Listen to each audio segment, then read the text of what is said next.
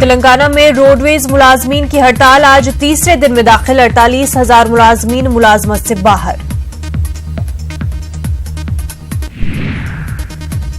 मध्य प्रदेश में भी transport union की हड़ताल तीसरे दिन में दाखिल। पेट्रोल और डीजल की बढ़ती हुई कीमतों को लेकर ट्रांसपोर्ट यूनियन ने की है हड़ताल। आरे कॉलोनी में दरख्त काटे के मामले में सुप्रीम कोर्ट ने मामले का खुद नोटिस लिया। दरख्तों की कटाई को लेकर आज 2 जजों की स्पेशल बेंच समाअत करेगी। आरे कॉलोनी में हाईकोर्ट की इजाजत के बाद काटे गए 2700 पेड़।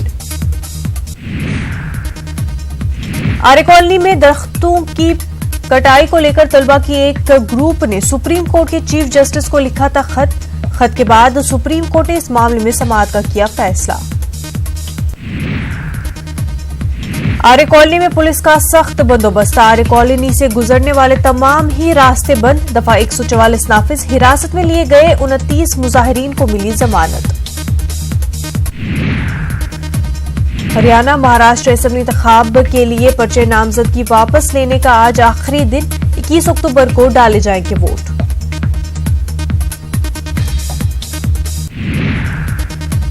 महाराष्ट्र में बीजेपी शिवसेना इत्तेहाद में तलखी। बीजेपी के हिस्से में आई कई सीटों पर शिवसेना का भी उम्मीदवार।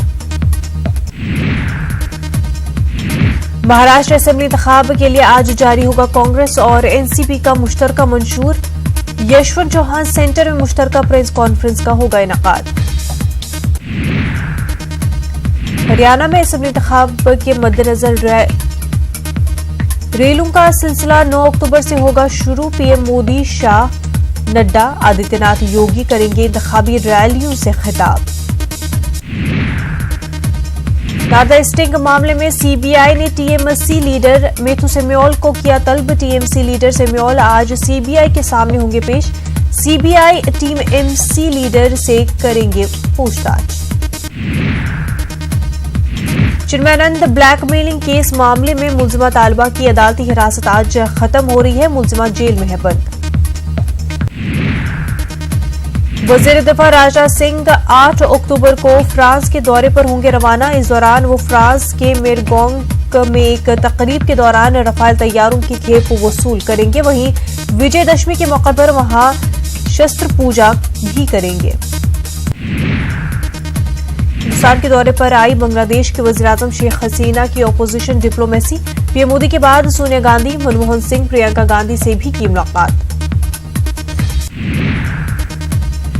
कांग्रेस सदर सोनिया गांधी बांग्लादेश की आजादी के 50 साल पूरे होने के मौके पर मुनक्किद तकरीब में करेंगी शिरकत। शेख हसीना ने मोहतरमा गांधी को 16 दिसंबर को बांग्लादेश की आजादी की गोल्डन जुबली तकरीब में शामिल होने की दी है दावत।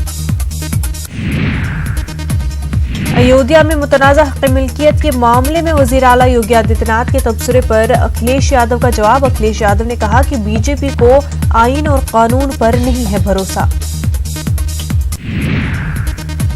बिहार के वज़ीर आला नीतीश कुमार को दोबारा जनता दल यूनाइटेड का कौमी सदर मुंतखब किया गया है। निसर कुमार के मुंतखब होने के नाम का ऐलान कौमी इंतखाबी अफसर अनिल हेगड़े ने किया।